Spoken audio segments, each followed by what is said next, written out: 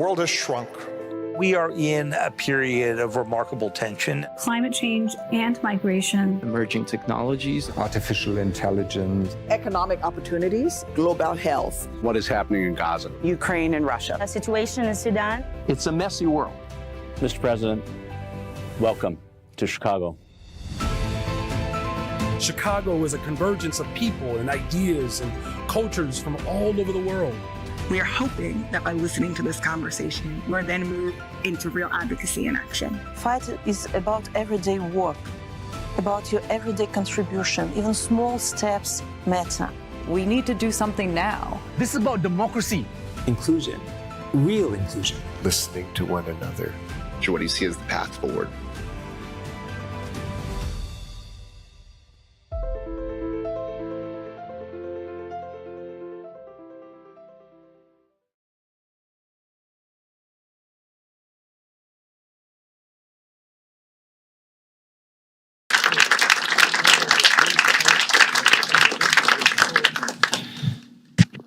Well, good afternoon. Thanks all for joining us here in person and online.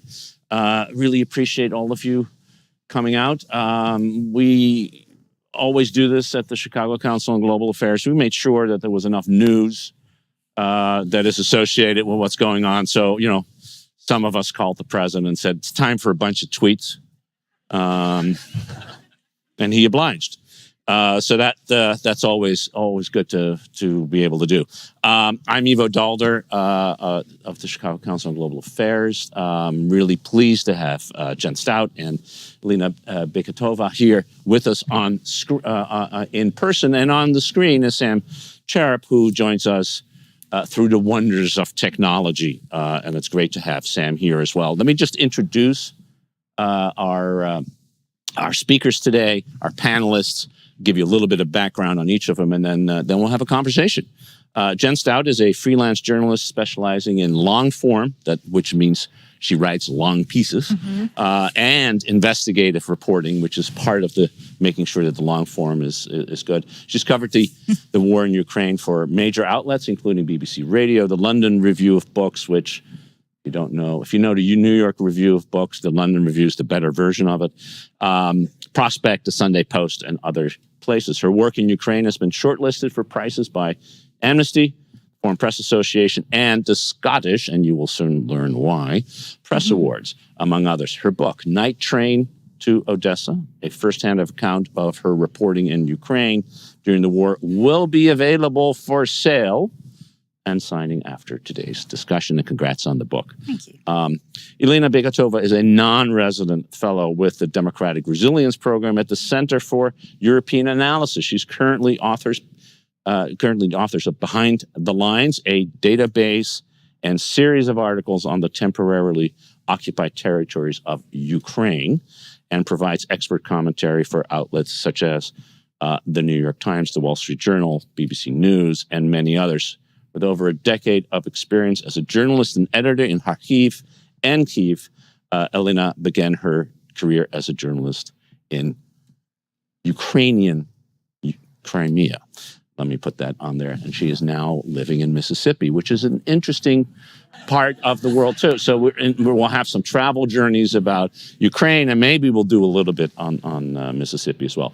Samuel Cherub is a distinguished chair in Russia and Eurasian policy and a senior political scientist at RAND. His research centers on the foreign policies of Russia and the former Soviet states, European and Eurasian security, and U.S.-Russian deterrence. Earlier, he served as a senior fellow for Russia and Eurasia at the International Institute for Strategic Studies in London and at the State Department. He's the author of Everyone Loses, The Ukraine Crisis, and the Ruinous Contest for Post-Soviet Eurasia, and his work has appeared in many distinguished journals like the Washington Quarterly and Foreign Affairs.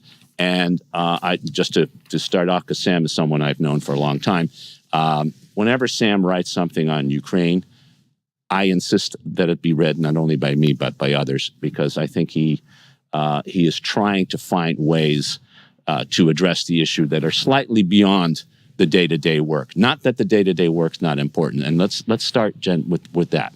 Okay. You've been reporting from the ground. You've talked to the people. you have created in your various forms, including in your new book, a sense of what it is like to live in wartime.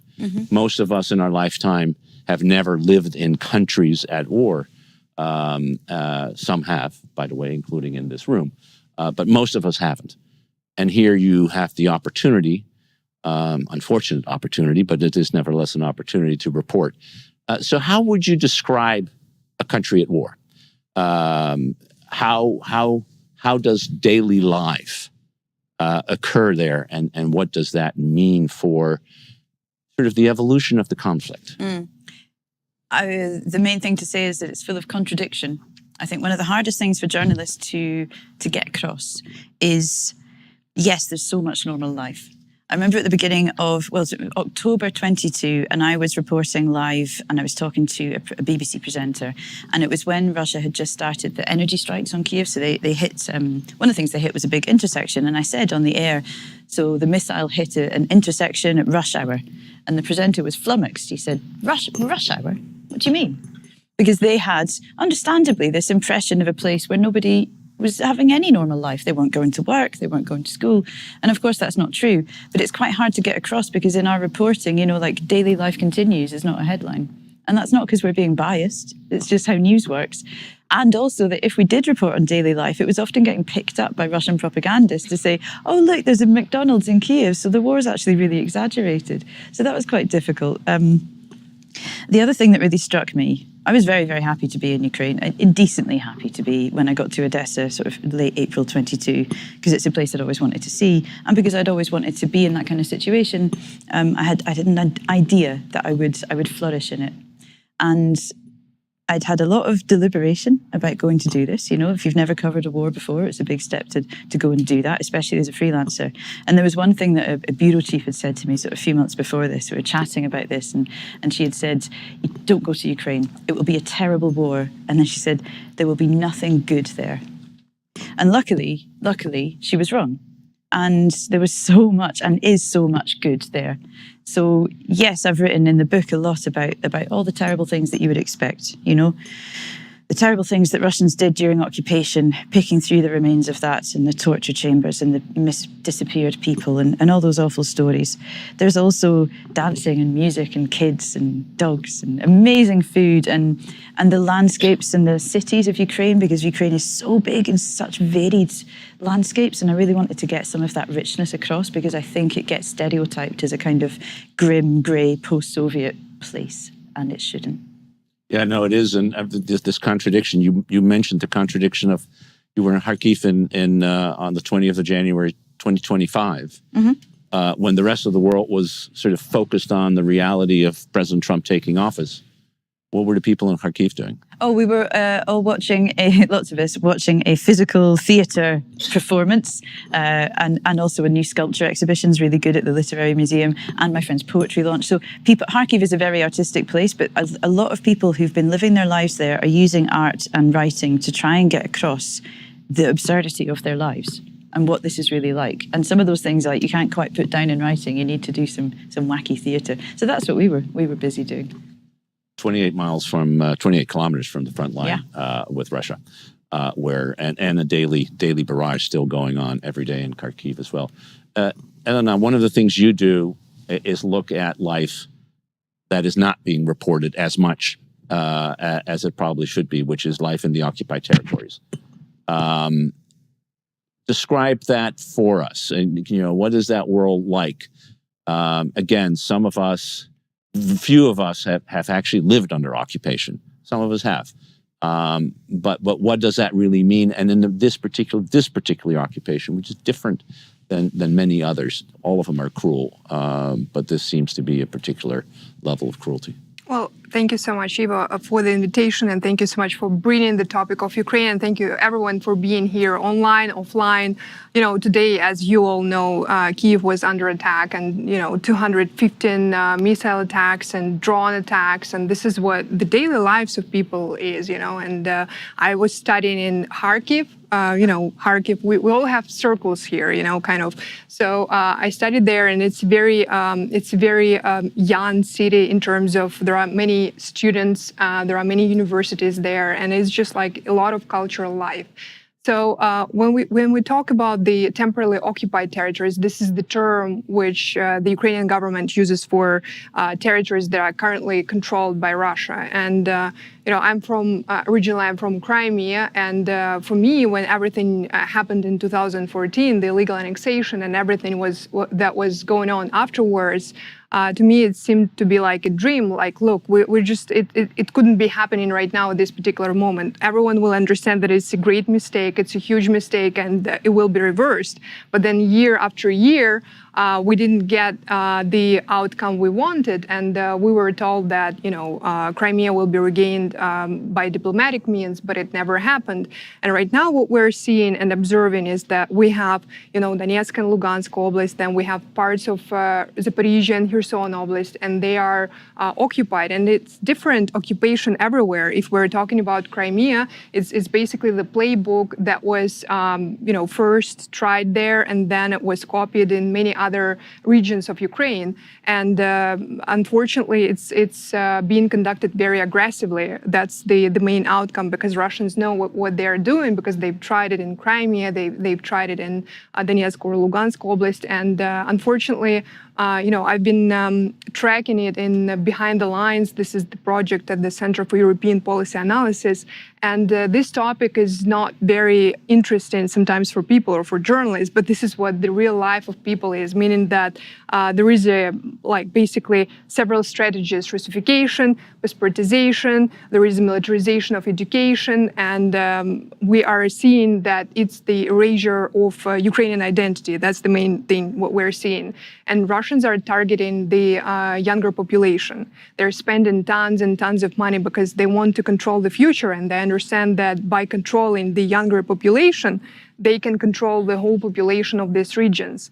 But the good news is that even though we're seeing this occupation in some of the regions, it's 11 years, it doesn't mean that people don't resist. They do resist. And unfortunately, Ukraine has many detained civilians, and hopefully this question will be raised during the negotiations. And we have a lot of abductions of kids through the temporarily occupied territories, and especially through Crimea. So it's a lot going on there. So I couldn't even place it in a couple of words, but it's a daily erasure of Ukrainian identity, and it's different in every other region. So you can just log in Behind the Lines tracker and see it's very brief. I just track it every day, tons of Telegram channels, so that you don't have to do it, so that we know what the occupation means and what it means for people who actually live there. Not everyone is pro-Russian there, as sometimes the propaganda wants to show. It's just sometimes people don't have an opportunity to flee that particular region, and they have to stay there. But it's another question. It's just, thank you so much for raising it, because it's important, and because Ukraine wants to regain control, and because there are reasons for that. But probably we'll talk about it later. We will. We'll get into the details. And in fact, Sam, let me start with you, sort of thinking about. On the one hand, you just heard Jen and you heard Elena about the sort of the human situation, which is what war is about. War is about people in one form or another. As an analyst of this war and indeed of Russian policy and Ukrainian policy, you have from the very beginning looked for opportunities of finding ways out of the war through negotiations. And through some, you've written a lot about what are the opportunities and what are the obstacles on that. We now have some form of negotiation. We have at least the president of the United States who is very much interested in finding a way out of this war. We have proclaimed now, even in some ways by the Russians, a statement that, yes, we see that there is a possibility to get to the end of the war. We see that also on the part of the Ukrainian government. So when you look at the strategic situation, sort of where are we today, where do you see the opportunities for moving from what is a bloody, extraordinarily horrific war. As Elena just said, 215 missiles being fired and drones fired at Kyiv. Levels of casualties running into the thousands per week, every single day. And so it's not just the people, it's the people fighting on the front.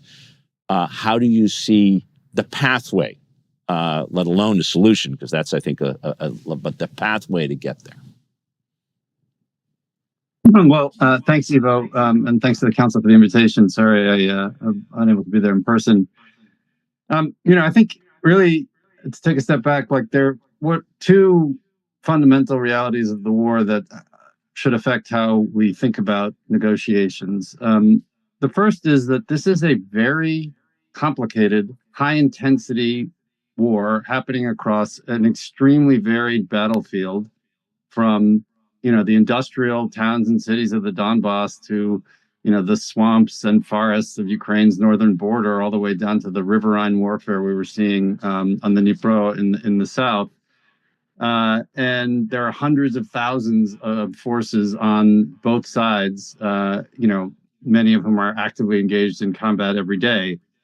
So I think just in light of that dynamic, this is not a war that can stop on a dime, even if there were the political will on both sides for that to happen. It is just a very complicated and multifaceted battlefield.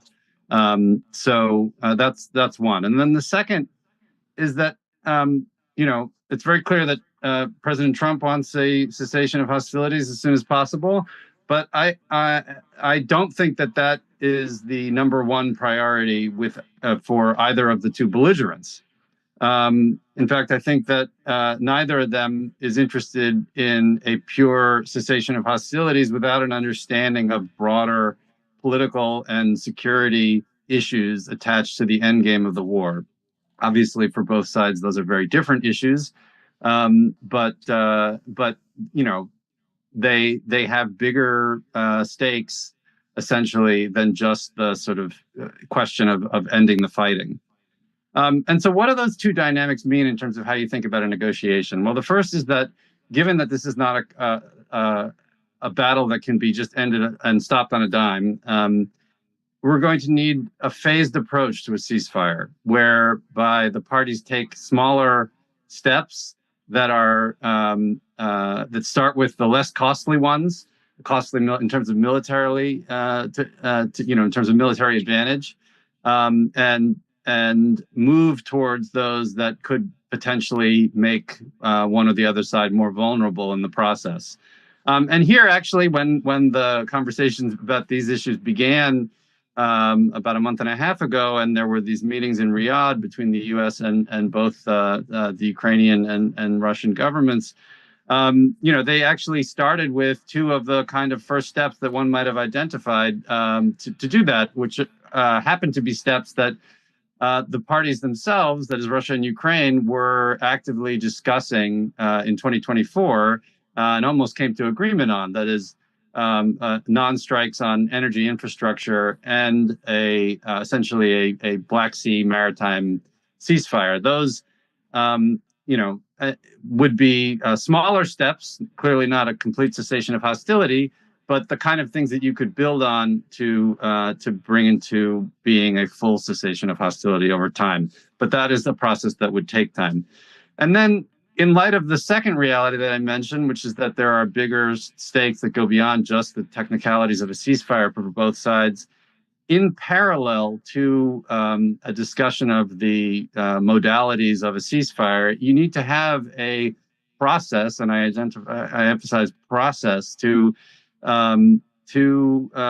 engage on the bigger political and security issues that both sides have raised in this context. And that could be multifaceted. In other words, it could be a series of negotiations that are between Ukraine and Russia, that involve mediators or don't involve mediators, that involve Russia and the U.S. and Europe, or involve Ukraine and the U.S. and Europe, because they're, for example, on the question of security guarantees, that is one that's in that, West Ukraine domain. And again, those will also take time. But I think having that process in parallel to the discussion of the modalities of getting to a cessation of hostilities, one will enable the other. Because without that prospect of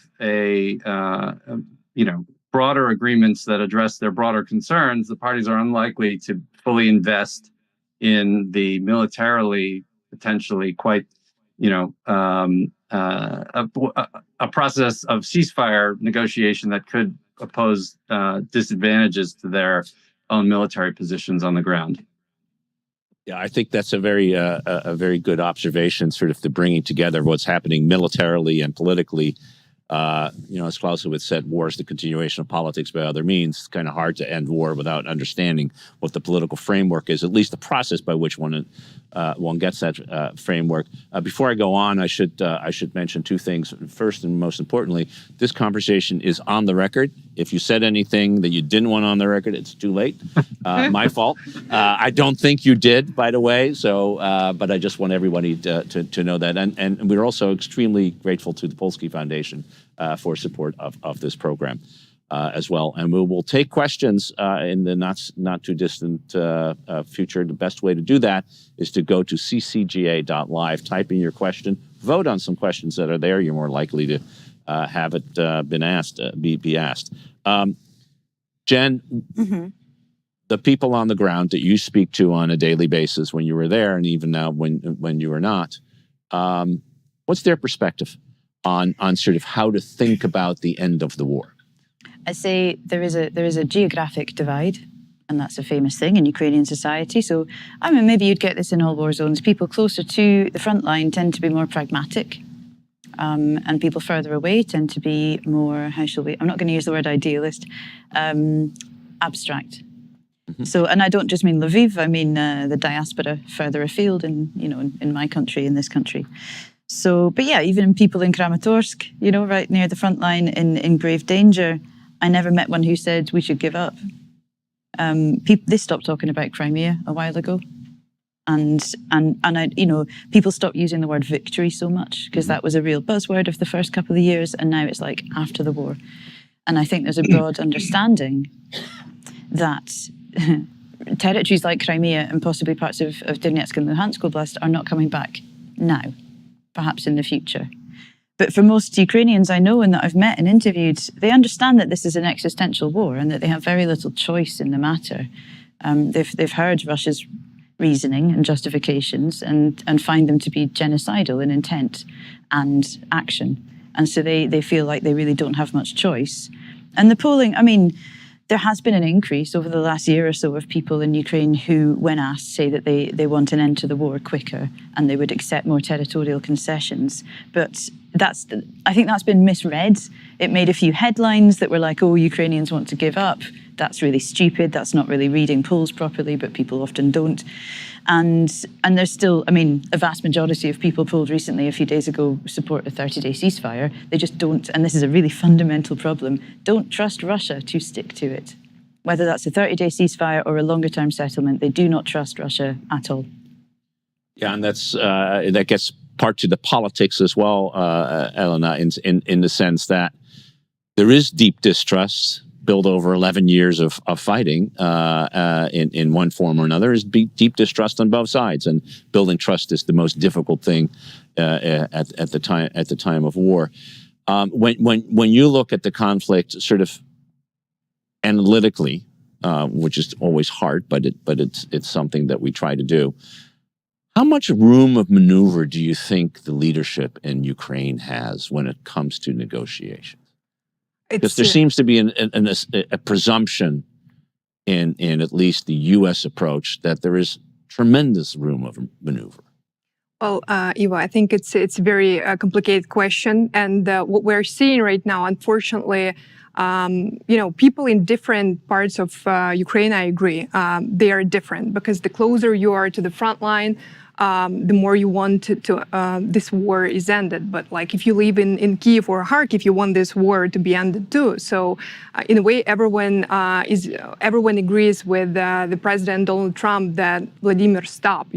Like this is the only person who can stop doing it, because if Ukrainians stop resisting and fighting, then Ukraine won't exist. So everyone understands, and I agree with Jen, that it's basically an existential war, and Ukrainians understand if they don't want to fight, or if they can't fight, then they are occupied. So right now we're having this two choices: to be occupied or to keep on going, resisting, fighting. So that is why it's a very complicated question on what the Ukrainian government has to do or how much room there, because what we're seeing right now, it's two different tracks of negotiations. Because as you know, Ukrainians, there is basically a document saying that they can't negotiate with Russians. So there are different tracks. That is why the current administration is talking separately with Russia, talking separately with the Ukrainians to find this, balance. In a way, we all understand that the balance is Russia just stops attacking Ukraine. There is a ceasefire, and that's it. This is where it all starts. Then there is a room for negotiations, because right now what we're talking about, every day people understand that, okay, it's another day. They're just preparing for, going to the corridor where there are no windows. This is where they're going to sleep. They understand that their kids will be studying in the underground schools in Kharkiv, for instance, or in Zaporizhia. So this is the current reality. But if you ask them, 80% of population of Ukraine, that was the sociological data in March, more than 80% are willing to keep on fighting, even if there is no help. So this is the fear of being occupied is much higher than the fear to be attacked. So that is why the only thing to me is that the room for negotiations will be when there will be a real ceasefire, when Russia stops attacking, or if there is someone who can actually influence Russians and who can talk with them and say, hey, you have to stop doing that. And then from that point, there will be something possible. Because at this point, Ukrainians will be resisting, they will be fighting. It's existential. But we don't see that Russians are willing to negotiate. We don't see that they're willing to stop. And that's the main problem. And I think that the main problem when people don't understand that it's just Russians who don't want to stop. Because if they stop, then we didn't have a war. Sam, which raises the question both on how much room you think President Zelensky and the government might have for negotiations, but importantly, how much room does Vladimir Putin have? I think many of us have a sense that Putin does have agency, that he can decide one way or another. But there are political and domestic forces in his country as well. In fact, the 3 years of war have been extraordinarily costly to the Russians, the Russian economy, the Russian people, in order to justify that, he too needs to think about how he can do so in a way that makes it politically viable for him. So if you look at both of these parties, let's assume for a minute they actually were interested in finding a way to end it. How much room of maneuver did they actually have to do that together? Well, it's given that this is going to be at some point, if not now, some point in the future, because I don't think either side has the capacity to impose a total military victory, defeat on the other, that is. It's going to be less than their maximalist goals. And that will be a political challenge for both sides to manage. Of course, it's a whole lot bigger of a problem if you actually have a democratic accountability, as the Ukrainian government does, and particularly as it will when martial law is lifted. Putin's obviously doesn't have that problem, but he does have constituencies within the elite that he needs to manage, and a large number of both people actively fighting in Ukraine and veterans and a sort of right wing that's invested in the cause. I think what's interesting about the polling in Ukraine is, or two pieces of it. I think the number that sticks out to me is the strong majority, which is obviously a shift from 2022 in favor of negotiations as a way out. And the age dynamic is also quite interesting in that you see essentially the segments of the population that are most in favor of or most opposed to negotiations are those who are not eligible to be mobilized. That is 18 to 25 and those over 55 years old. And so you see sort of the more those who are most directly affected, and it's a similar way with the geography. I think that to use Alina's categories, we don't know whether there is an alternative between an unending fight and complete occupation. That is a untested proposition because we haven't had a fully fledged negotiation where that search for some sort of compromise, some sort of point that is neither one of those extremes could be found. And I think it is possible there isn't one, but the only way you find out is by trying. And so I think that's what the way I would characterize it. I think ultimately there are going to be limitations, both constitutional and political, that are going to be limit Zelensky's freedom of maneuver much more so than Putin's. But we have yet to see. I mean, and one of them, of course, was highlighted this week when the question of Ukraine's territorial integrity, which is not something that Zelensky's in a position to put on the table, given the nature of the Constitution, was raised. So it was never going to be easy. I mean, as you note, we're in a situation where we've had 3 years of incredibly high intensity warfare with a large number of casualties on both sides. The reality that is going to be not something that can be undone in short order or a process created to end it in a matter of days or weeks. Jen, the president of the United States ran on, I don't think he was elected on it, but he certainly ran on the idea that he was the person who could end this war. He has, in the last 95 days, in a variety of ways, tried to increase the possibility of finding a negotiated end to this war.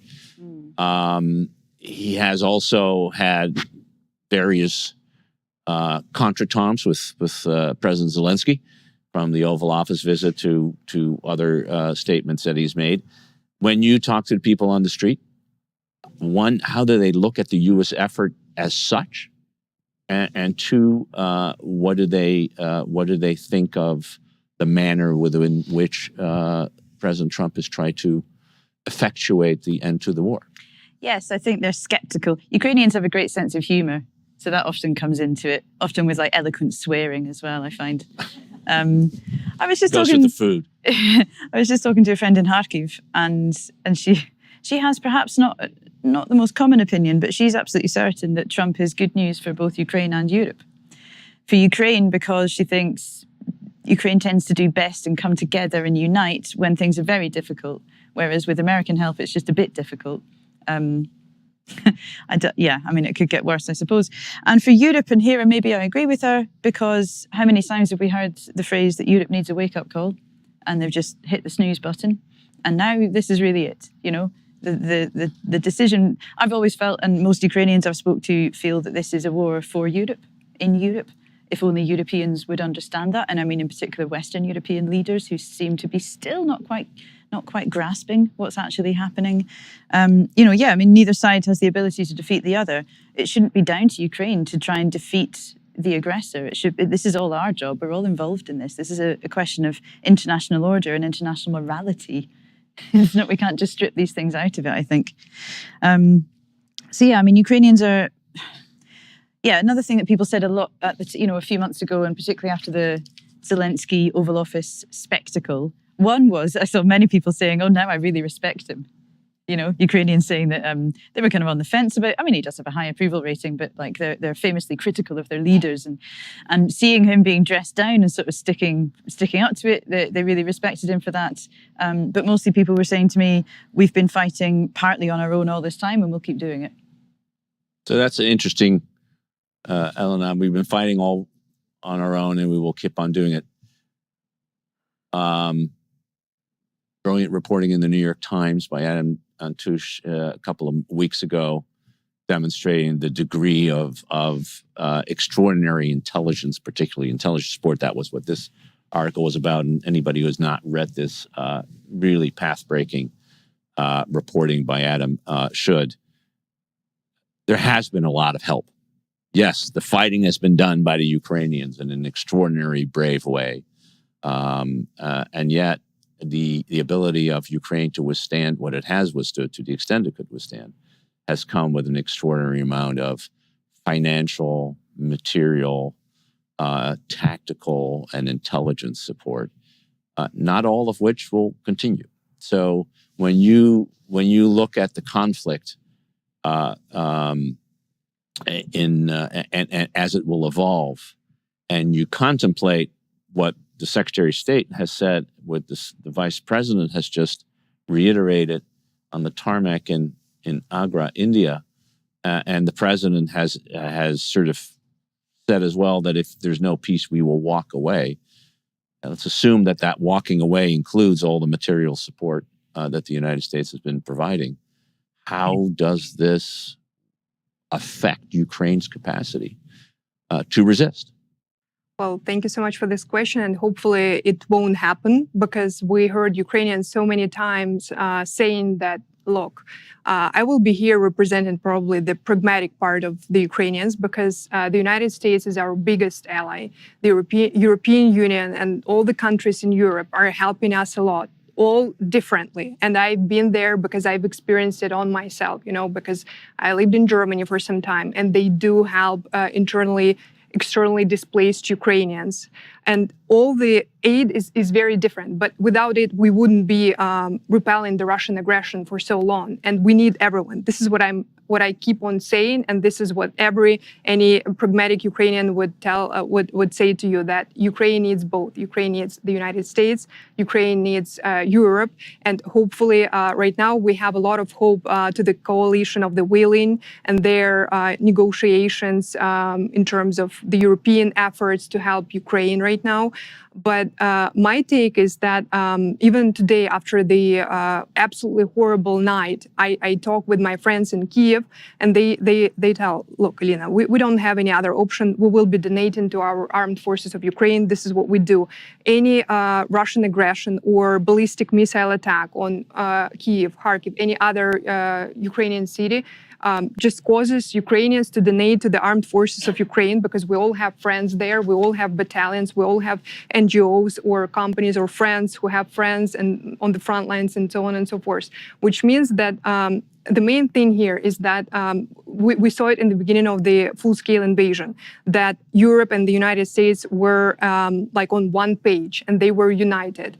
Then right now we're seeing that someone is trying to, you know, put some whatever tensions there. We don't need these tensions, because right now we all understand that the enemy here is one side, and it's Russia. They started this full-scale invasion. They started the invasion of the sovereign country, state. That is why we don't have this luxury. Look, Ukrainians don't have this luxury. Europeans and Americans are together. We hope that we don't know what type of, you know, military aid or whatever support will be given to Ukraine, but Ukrainians will be happy to get any. And I completely agree with you. It wouldn't be possible if Ukrainians didn't have this help. But because right now Ukrainians are the ones who are on the front lines, they are saving a lot of time for Europeans who had to ramp up their military production. And what we're seeing right now, there are a lot of efforts, but it still needs to be done more. And we don't know where it all goes, you know, but we know that, you know, Ukrainians don't want to be occupied. And I agree with Samuel that we don't know what other options are, right? We have the option to be attacked or to be occupied or resist. So Ukrainians choose this last option to resist, and hopefully with the help of our allies. And anyone in Ukraine would tell you, look, we don't have this luxury to tell that someone is not going to give us something. We all will hope, and hopefully, the United States won't walk away. Sam, last question to you before I open it up to the audience. The administration has drawn a pretty hard line about, either you want peace or we're going to walk away, just as Ellen has said. Assume for a moment that we're now at the point where we have to walk away, and the president has decided that that's really not what he wants to do. And he calls Sam Terep and said, Sam, can you come to the Oval Office? Very likely scenario, I'm sure. And let's forget about what we've tried to do, but what would you do in order to advance the process now, given where we are? And how would you balance carrots and sticks that the U.S. sort of uniquely has in order to get that process going that you talked about? One is a step-by-step approach on cessation of fighting in a variety of forms, and second, the process of politically. How would you respond? And we'll keep this off the record just in case. No, we won't. So, first, if I may, on the implications of walking away, if we assume that means a cutoff in assistance. So, having just returned from Kyiv last week, I think that the short-term issue for the Ukrainian military is really quite specific. It's air defense, and even more specifically, Patriot interceptors. And that is something that, only the U.S. and its allies can provide, and U.S. allies only with U.S. permission. They're in short supply, and there are not many of them being made. So it's that is going to be an acute issue. The broader dynamic, though, we haven't seen maneuver warfare, with the exception of Kursk, since 2022. That is any significant and operationally significant movement of the front. So that essentially means we're in a war of attrition, and Ukraine has demonstrated with its own domestic production of drones that, among other things, and the capacity of its own military, that it has been able to at least maintain some degree of balance in that attritional context that I don't think leads us to a place where there's going to be a collapse anytime soon. Certainly not this year. Really, to a certain extent, almost regardless of the nature of the cooperation. The intelligence, one would assume, is most useful in targeting things far away from the front line, as opposed to keeping Russian forces at bay and in close quarters. So I think it would be obviously problematic, quite significantly problematic for the Ukrainian military, but not necessarily catastrophic in the short to medium term. As to your question, Ivo, which is a tough one, I think we should resist the let me put it this way: patience is going to be required to get this thing over the finish line. And it was never going to be easy. It was never going to be quick. And I think that is just, the reality of a very complicated and both politically and not only war. I think, we have to, what we saw with the shift in U.S. policy that occurred from the Biden presidency to the Trump presidency, and I'm referring to the interest in pursuing negotiations, is that the U.S. does have a lot of leverage to bring the parties to the table. It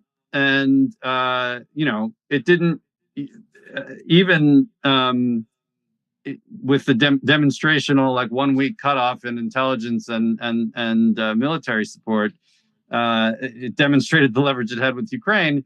With Russia, it turns out that Russia didn't take much pushing, at least to entertain the outreach that the Trump administration was putting out there.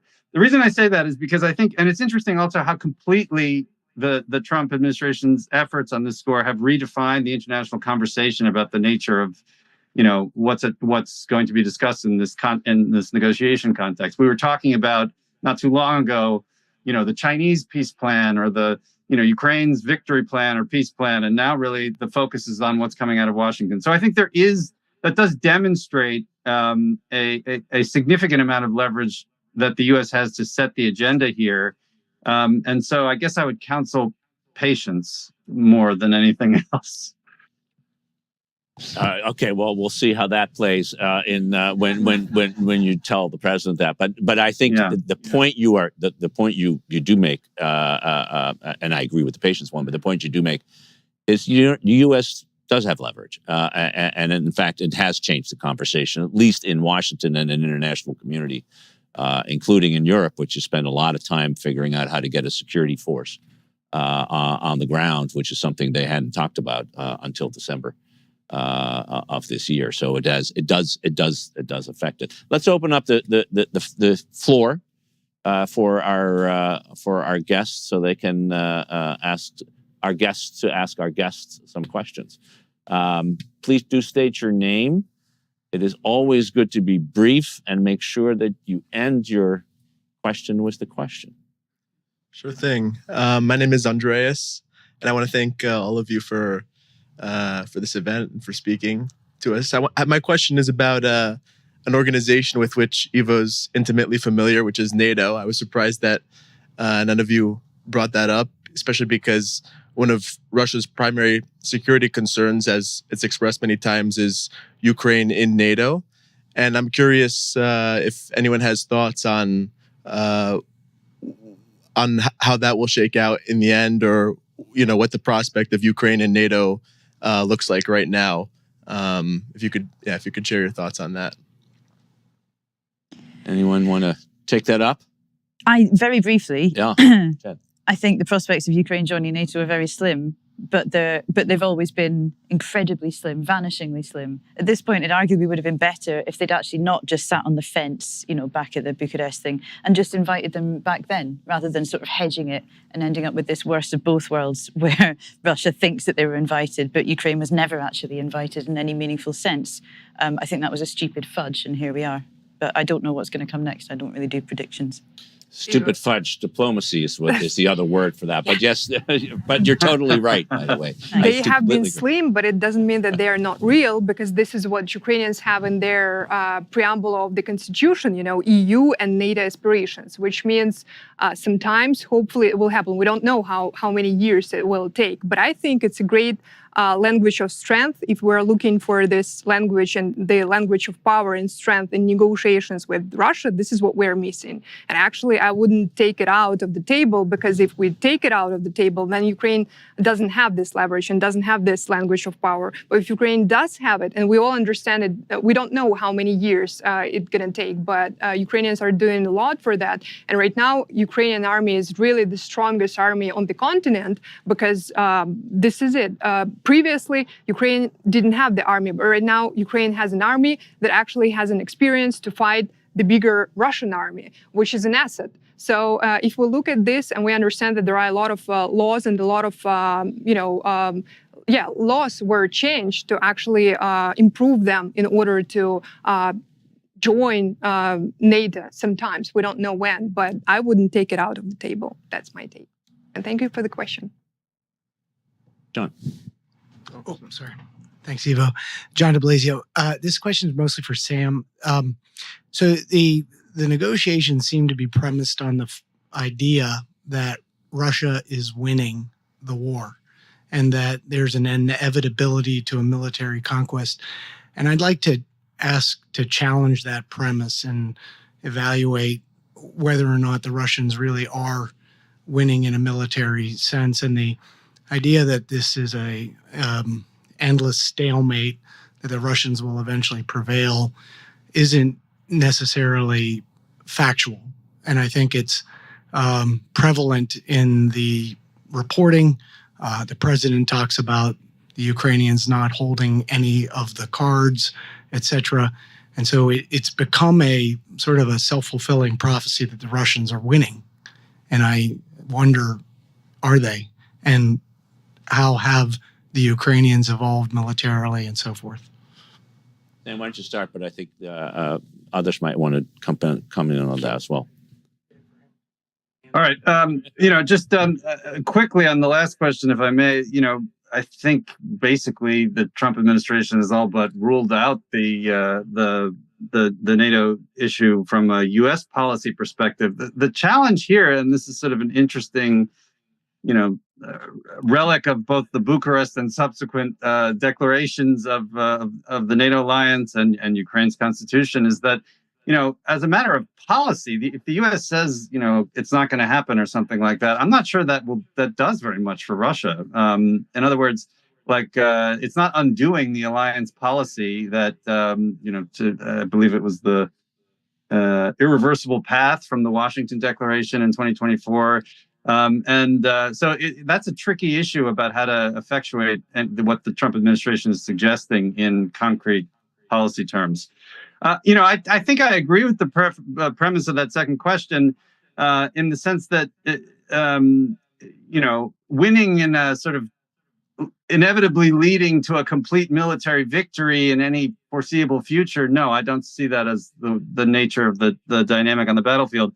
However, let's just take the premise that we are in a war of attrition. Again, we haven't seen maneuver warfare inside Ukraine, at least since 2022, which is a long time ago now. Generally speaking, you don't, want to be the side with fewer resources, both human and materiel, in an attritional war. That's not a good place to be. That doesn't mean that there's a short-term, immediate prospect of losing in any sort of traditional sense as we would understand that. But the dynamic isn't going to be good over time by comparison, right? So the significance of the attrition, given the broader pool of resources that Russia has at its disposal, makes that over time potentially problematic. Now, predicting the future of this war has been, a mug's game for many. So I'm not going to do that, and I don't think any of us should, because war is an unpredictable phenomenon. And I don't exclude any possibility, but I do think that there's some logic to wanting to see the side more affected by the nature of this attritional dynamic have that impact alleviated. If I may, very quickly. Well, I agree. And, like Samuel, the war of attrition is something that Ukrainians don't want to have, because Russians are really good at wars of attrition, and we all know it.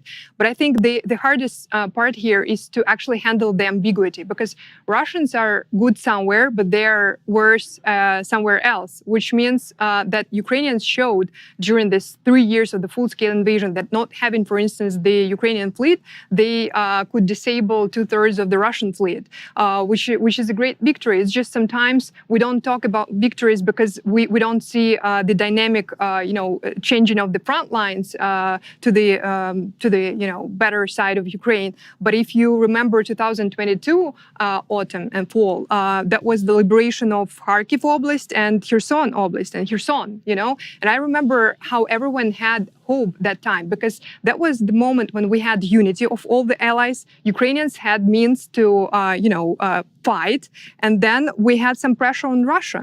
So this is actually 3 points that we need right now to reverse everything back. And it's very hard to handle this ambiguity, because at some point, some days it's better for Russians, other days it's better for Ukrainians. And sometimes it's just like we tend to find, okay, what does it mean? But I think I agree with you, Samuel, with the patience. We need here patience. And I would say that if we had all this 3 points that we used to have in fall of 2022, Ukraine can still liberate, I don't know how much territory, but it does, it can, and I'm surely we have Yeah, I really evidence. agree. Yeah, that 2022 thing. From everything I understand, they could have kept doing that. They could have done it again. Instead, they were expected to do it again with their hands tied behind their backs and not enough ammunition. I mean, it was just, and then told, oh well, that's a shame you didn't succeed.